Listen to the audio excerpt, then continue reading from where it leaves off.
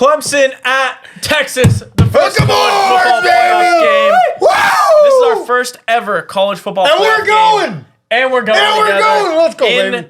Let's UT. go. I mean, It's the first home game for Texas ever. We've never seen college football playoff games played on college campuses. It's never been done before. Absolutely This is electric. gonna be Texas, insane. 11.5-point home favorites. The total, 51.5. Yes. So, I'm going to go ahead and start. Oh, yeah. I'm obviously a Clemson fan. As I went to visitors do. Clemson. I have watched us win multiple national championships. I've also watched us struggle for the years post Trevor Lawrence's, departure with DJU, Cade Klubnik, and now we've arrived at this spot.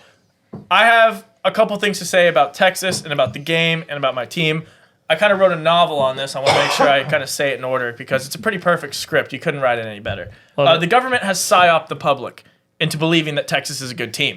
This is an inside operation. Yep. Same as the drones. Operation Same Longhorn. as January 6th. Same as everything Ooh, along those lines. Oh, wow. Same as January 6th. Inside, wow. 26 federal operatives found inside the people that stormed the Capitol, and they're all Texas Longhorn fans. I saw that on camera. That's what they said in the deposition. They have told people they have a real 5-star starting at patriotism, QB. baby. They have told people that they have more talent than Clemson by such a margin that it warrants a double-digit spread. And they've told people they're a big game program.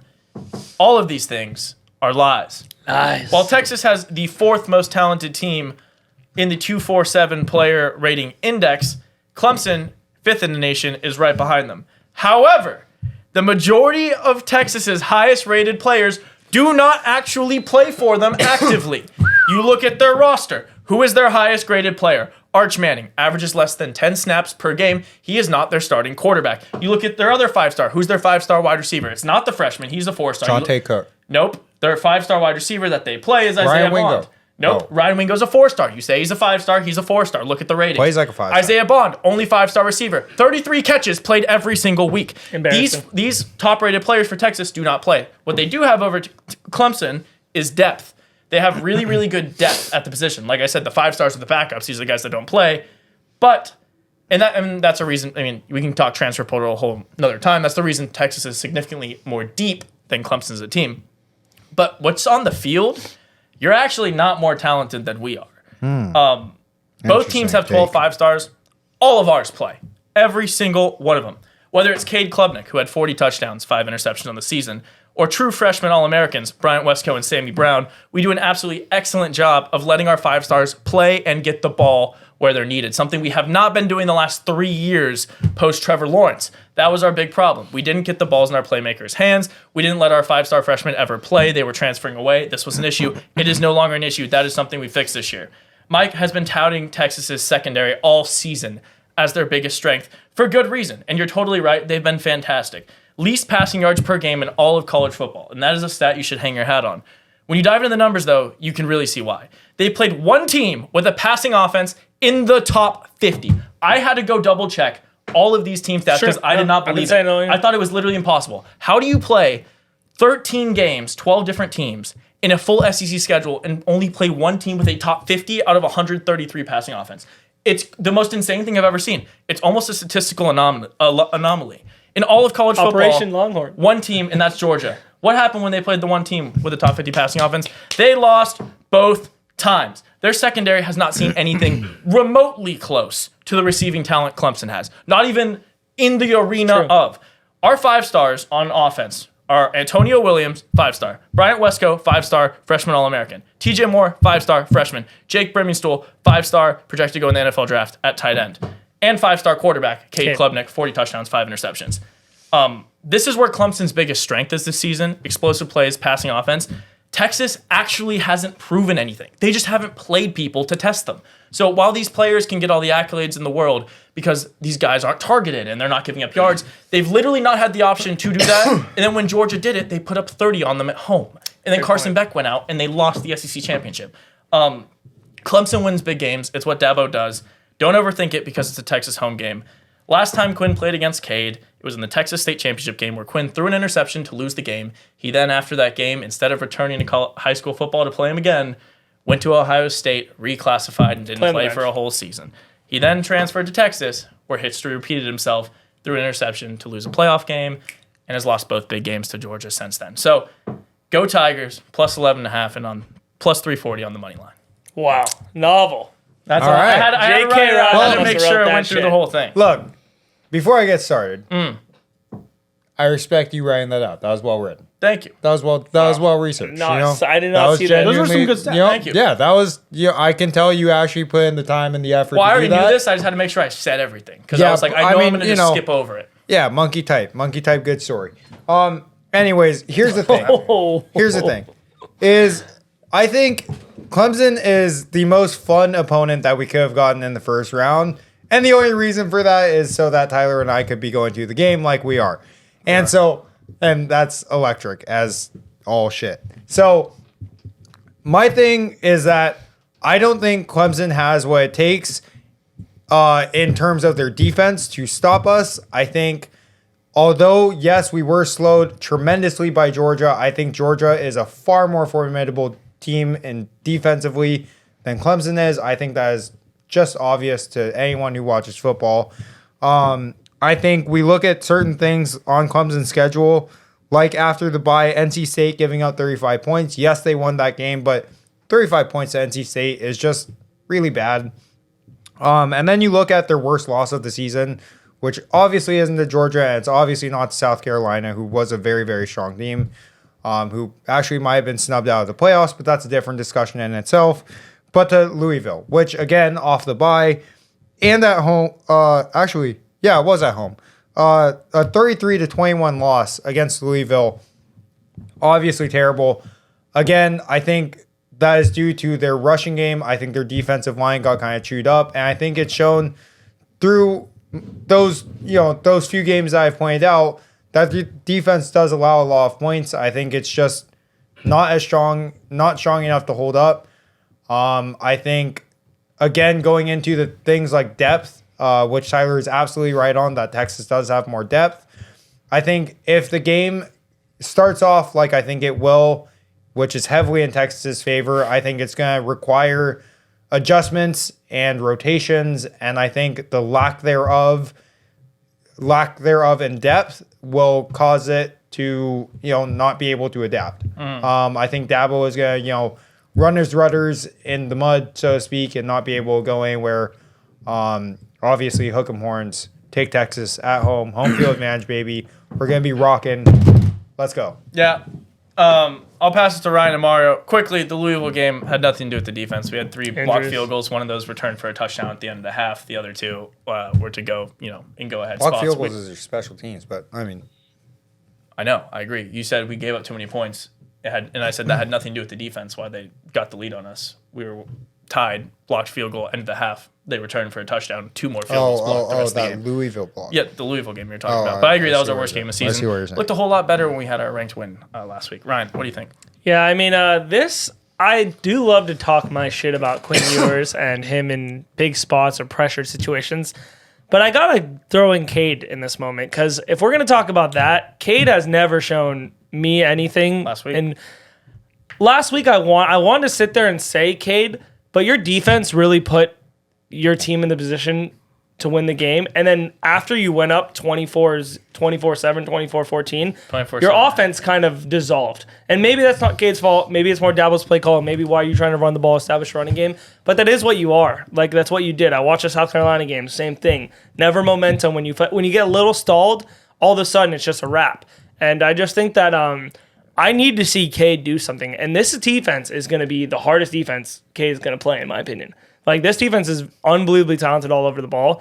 And I think it might be too much. And I've yet to see Cade. I watched that one drive where he had against South Carolina. They had a chance to easily go into overtime. No question, actually. They were trying to win the game and score a touchdown. No question going to overtime. And he throws that terrible pick to end the game. And, I mean, I just think pressure situations, I want to see Cade do it. He had a good one throw against SMU in a pressure situation to get into field goal range. I felt like that game, the defense stepped up more than he did.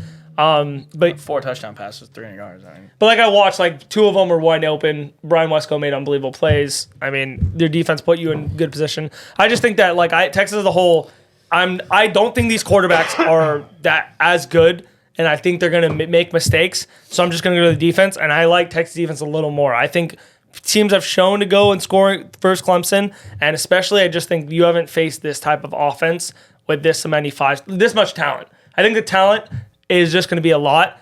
Don't get me surprised. Quinn Ewers could lose the game, but I think they're just too deep, and Texas will win the game. The spread's just too big.